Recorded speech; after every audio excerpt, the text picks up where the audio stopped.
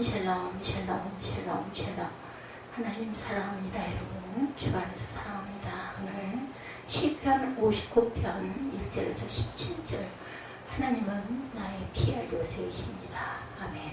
이 말씀을 가지고 1절에서 17절까지 함께 묵상해 보도록 합니다. 나의 하나님이여 나의 온수에게서 나를 건지시고 일어나 치려는 자에게서 나를 높이 드소서. 이렇게 고백하고 있습니다. 시편은 59편 보니까 다윗의 밑담시 인도절을 따라 알다스 헤데 같은 노래, 사울이 사람을 보내어 다윗을 죽이려고 그 집을 지킨 때, 이렇게 설명이 달려 있습니다. 심판하시는 하나님이죠. 하나님은 말씀으로 심판하신다는 것을 늘 잊지 않는 저와 여러분들 되시고, 우리 방패 되신 주님이시라는 것, 하나님은 야훼를 경외하는 의인에게 방패가 되십니다. 마지막 17절에 나의 힘이시여 내가 주께 찬송하오니 하나님은 나의 요새이시며 나를 긍휼히 여기시는 하나님이십니다. 하나님은 나의 피할 요새, 이렇게 제목을 잡아봤습니다. 시편 속에는 하나님의 나라 사람들이 선명하게 드러납니다. 59편을 묵상해보면 하나님의 나라 사람과 악한 사람들과의 갈등이 극명하게 드러나고, 다윗이야말로 하나님의 나라 사람이구나 이렇게 깨닫게 되죠. 악한 자들 때문에 하나님 나라 사람으로서의 다윗의 모습이 더 뚜렷하게 대두됩니다. 그러므로 우리가 세상에 사는 동안 세상이 악하다고 탄식만 할 일은 절대로 아니라, 악한 자 때문에 하나님 나라 사람이 더욱 선명하게 비교가 돼서 드러나고 나태해지지 않고 더욱 주만 바라보게 되는 주바라기들이 되실 수 있다라는 것. 좋은 점이네요. 그렇죠? 그래서 11절에 다윗은 악한 자를 아주 말살하시지는 말아달라고 또한 기도하죠. 내 백성이 그들을 잊을까 두려우니 그들을 아주 말살하지는 말아주옵소서. 문제는 우리 자신이 정말 하나님 나라 사람인가 하는 것입니다. 시편 59편의 다윗의 고백을 통해서 우리는 하나님 나라 사람의 특징을 보게 됩니다. 첫째는 하나님께 기도하는 사람이라는 것이죠. 다윗은 하나님께 자신이 처한 어려움에서 구해주시기를 간구합니다. 59편 1절에 나의 하나님 내 원수들에게서 나를 구원해 주시고 나를 치려고 일어서는 자들에게서 나를 지켜주소서, 이렇게 고백합니다. 하나님께 기도한다는 것은 하나님의 통치를 믿는다라는 증거이기도 합니다. 뿐만 아니라 하나님의 백성은 기도를 통하여 하나님의 나라를 또한 경험합니다. 우리 안에 오신 성령님은 기도의 영이시고 우리로 기도하게 하시는 분이십니다. 로마서 8장 26절이죠. 이와 같이 성령도 우리의 연약함을 도우시나니 우리는 마땅히 기도할 바를 알지 못하나 오직 성령이 말할 수 없는 탄식으로 우리를 위하여 친히 간구하시느니라. 국내 성기순례 하시는 분들이 증도를 갔다 온 이야기들을 많이 하시죠. 말로만 들었던 문준경 전도사님의 신앙 흔적이 눈물겹도록 감동적이었다, 이렇게 글이 올라와 있었습니다. 여러분들도 아마 많이 들으셔서 잘 아시겠지만 증도는 주님의 90%가 전부 다 개신교들이라고 그러죠. 섬인데도 무상재단도 없고 미신도 사라지고 제사 드리는 집도 없고 또한 다른 종교도 아무것도 없다고 그래요. 섬으로 들어서니 담배 연기 없는 섬, 담배 판매점이 없답니다. 문희경 전도사님이 신앙본 일대 섬마다 전도해서 세운 교회가 100여 개나 된다고 하네요. 그렇게 열심히 전도하다 6.25 전쟁 중에 공산당 무리들에 의해서 비참하게 순교하셨습니다. 문희경 전도사님이 사역하셨던 중동리교회 김성원 목사님께서 뒷산에 전도사님이 늘 기도하셨던 바위가 있다는 말에 이분은 단순히 올라가셨다고 합니다. 눈앞에 한반도 모양의 숲이 펼쳐져 있어 영감이 있는 곳이더랍니다. 그런데 이 김성원 목사님께서 그 바위에 무릎을 꿇으시고 두 목사님을 불러서 제 두 팔을 잡게 하고 중보기도를 요청하셨다고 그래요. 그런데 그 기도 제목이 너무나 정확히 본인들이 매일 새벽 기도회 때마다 드리는 세 가지 중보 기도 제목과 똑같았다고 합니다. 어떻게 이런 일이 일어날 수 있을지 기도하면서 너무나 감동이 와서 마음이 두렵고 떨리기까지 했다. 하나님께서 우리의 기도를 받으시고 계시다는 것을 확증시켜주는 사건이었다, 이렇게 말씀하시네요. 둘째, 하나님의 나라 사람들은 불법을 행하지 않는다라는 것. 2절, 12절 말씀을 보면 악한 자들이 다윗을 죽이려고 하죠. 2절에 악을 지어내시는 자들로부터 나를 구해주시고 피 흘리기를 좋아하는 자들에게서 나를 건져주십시오. 12절에 죄가 그들의 입에 있고 그들의 입술에서 나오는 말은 모두 죄로 가득 찼나이다. 그러나 이런 악한 공격을 받으면서도 다윗은 죄를 짓지 않았다 이렇게 고백합니다. 3, 4절에 주님 나에게 허물이 있는 것도 아니요 나에게 큰 죄가 있는 것도 아닙니다. 나에게는 아무런 잘못도 없으나 그들이 달려와서 싸울 준비를 합니다. 하나님의 나라 사람들은 세상 사람들이 다 악할지라도 악을 행하지 못하죠. 요한일서 5장 18절에 하나님께로부터 난 자들은 다 범죄하지 아니하는 줄을 우리가 아노라. 하나님께로부터 나신 자가 그를 지키심에 악한 자가 그를 만지도 못하느니라. 잠언 창세기 6장 9절이죠. 노아는 의인이요 당대 완전한 자라 그는 하나님과 동행하였으며.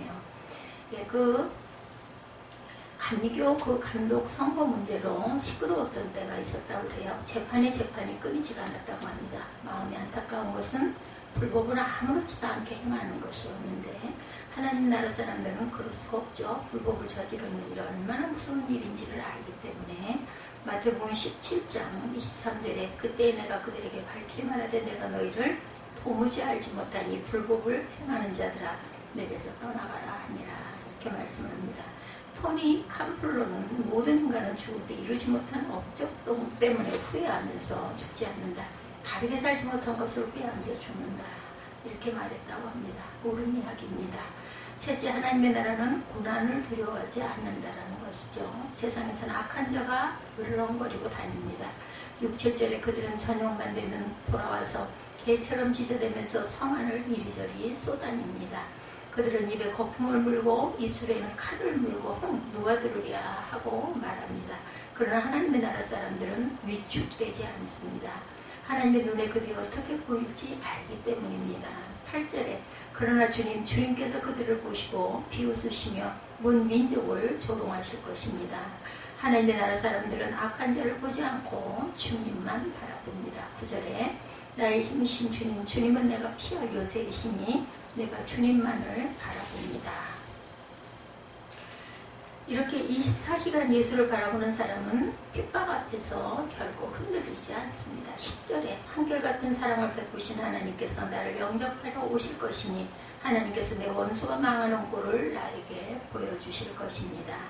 넷째, 하나님의 나라 사람들은 고난 중에도 하나님을 찬양한다는 것입니다. 16절에 그러나 나는 나의 힘되신 주님을 찬양하렵니다.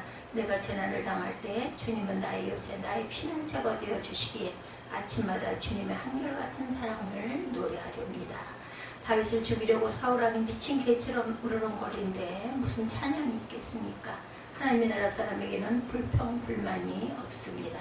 어려운 환경 고난당하는 일이 오히려 감사하죠. 주님 앞에 설 비밀을 간직한 것 때문에 오히려 기쁩니다. 우리는 하나님의 나라 사람들입니다. 그렇다면 하나님의 나라 사람답게 살아야 되겠죠. 빌립보서 3장 7절에서 9절에 바울은 무엇이든지 내게 유익하던 것을 다 해로 여길 뿐더러 배설물로 여김은 그리스도를 얻고 그 안에서 발견되려 하니 이렇게 고백합니다. 하나님의 나라 사람이 세상에서 어떤 마음으로 살게 되는지를 가장 잘 표현한 성경. 어떻게 이렇게 살 수 있을까? 하나님의 나라를 보았기 때문이죠.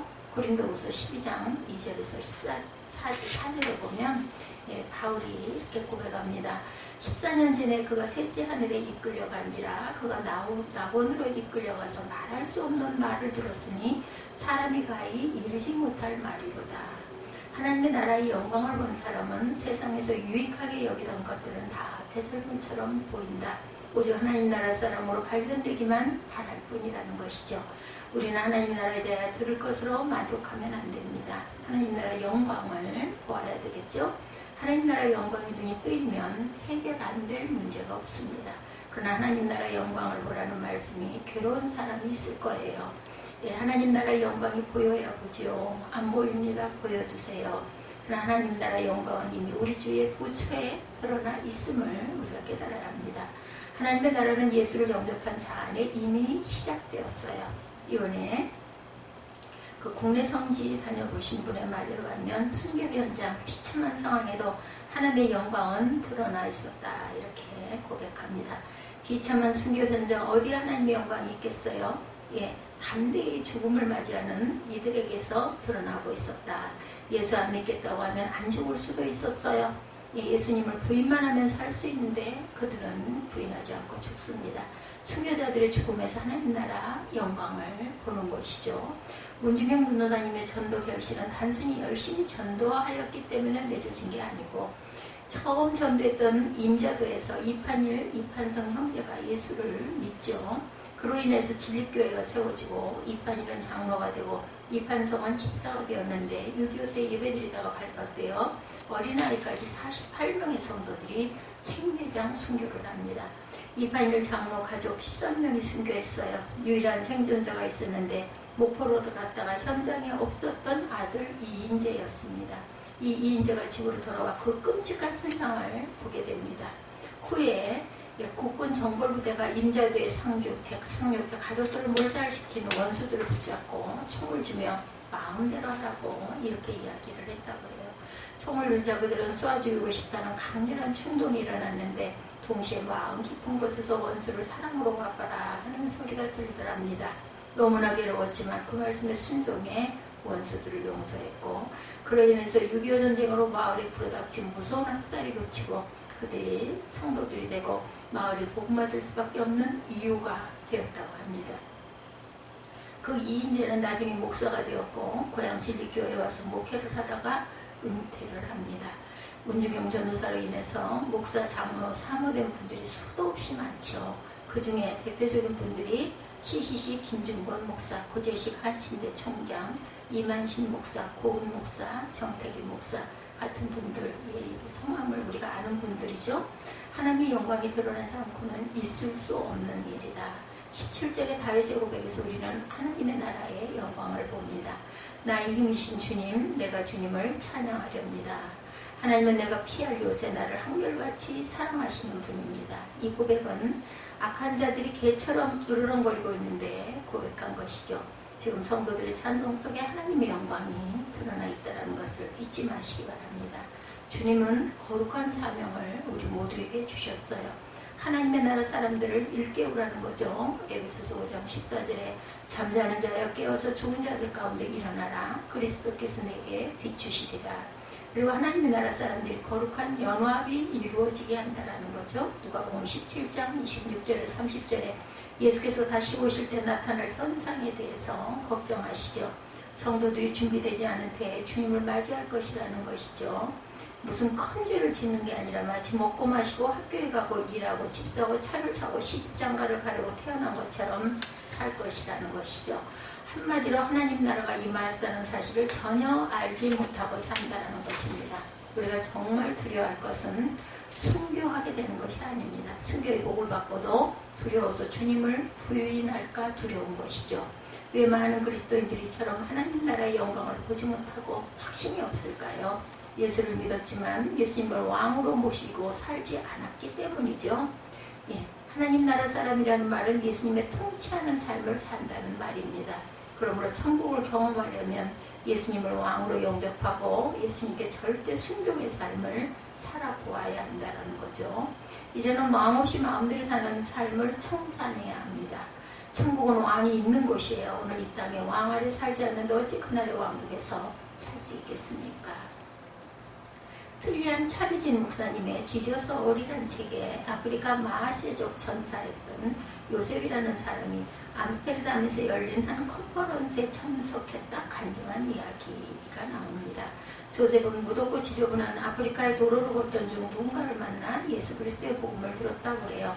그는 그 자리에서 예수를 구주로 영접을 합니다. 그때부터 성령의 능력이 그의 삶을 변화시키기 시작했어요. 그가 기쁨에 겨워 가장 먼저 하고 싶었던 일은 자기 마을로 돌아가 부족 사람들에게 복된 소식을 전하는 것이었다고 합니다. 조셉은 집집마다 돌며 예수님의 십자가와 구원에 관해서 전합니다.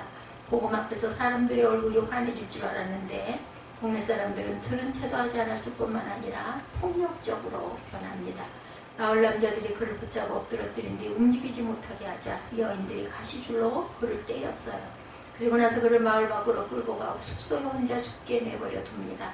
조셉은 겨우 물 웅덩이까지 기어갔고 거기서 며칠 동안 의식이 오락가락한 끝에 겨우 하나님을 되찾습니다. 평생 알고 지내던 사람들의 난폭한 반응을 도무지 이해할 수가 없었다고 그래요. 아무래도 자신이 예수님의 십자가 복음에 뭔가를 빠뜨렸거나 잘못 전한 것이 분명하다 생각을 해봅니다. 그는 처음에 들었던 이야기를 몇 번이고 되새긴 뒤에 마을로 들어가 복음을 다시 전하기로 결심합니다. 조셉은 쩔뚝거리며 오두막집들이 빙 둘러있는 마을로 들어가 복음을 전하기 시작했어요. 그런데 이번에도 마을 남자들이 그를 붙잡은 상태에서 여자들이 그를 때립니다. 그 바람에 마음을 시작한 상처가 다시 벌어지죠. 이번에도 마을 사람들은 의식을 잃은 그를 마을 밖에 죽도록 내버려 둡니다. 첫 번째 매질에서 살아남은 것도 놀라웠지만 두 번째 매질에서 살아남은 것은 그야말로 기적이었다고 그래요.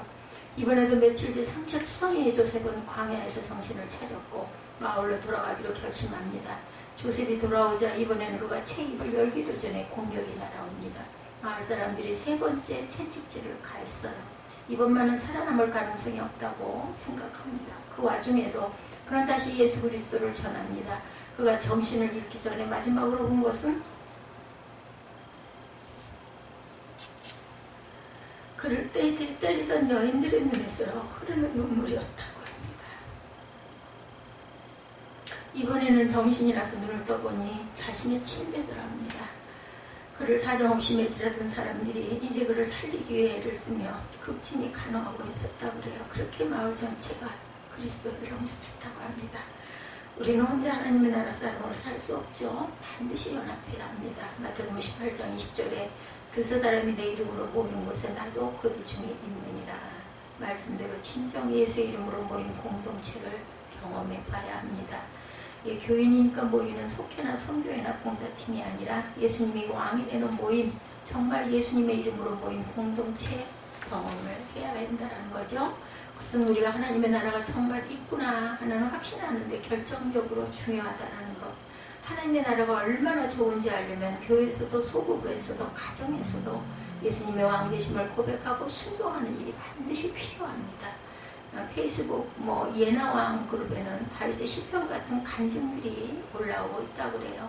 하나님 나라의 영광을 보여달라고 기도만 하지 말고 예나왕에 도전해 보시기 바랍니다. 우리 주님은 우리에게 예수님을 왕으로 모시고 살려는 요구만 하시는 것이 아니고 더 중요한 것, 우리 속에 생명과 능력이 되어주시죠. 그 누가 오른쪽 뺨을 칠 때 왼뺨도 돌려대며 속옷을 가지고자 할 때 겉옷까지도 가지게 할 수 있겠는가. 마태복음 5장 40절에서 41절이죠. 주님의 함께 하심을 알고 주님과 동행하는 자는 누구도 그렇게 될 것입니다. 성찬, 여러분들 한 달에 한 번 아니면 절기마다 두 달에 한 번, 각 교회마다 조금씩 다르죠. 성찬식은 하나님의 나라에서 하나님과 함께 식사한 자들이 이 세상에서 미리 경험하는 축복의 시간이라는 것. 진정 믿음과 감사로 성찬을 받음으로 인하여 하나님의 나라에 참여하시는 저와 여러분들, 그리고 그곳에서 사시는 저와 여러분이 되시기를 주님의 이름으로 축복합니다. 기도하시겠습니다.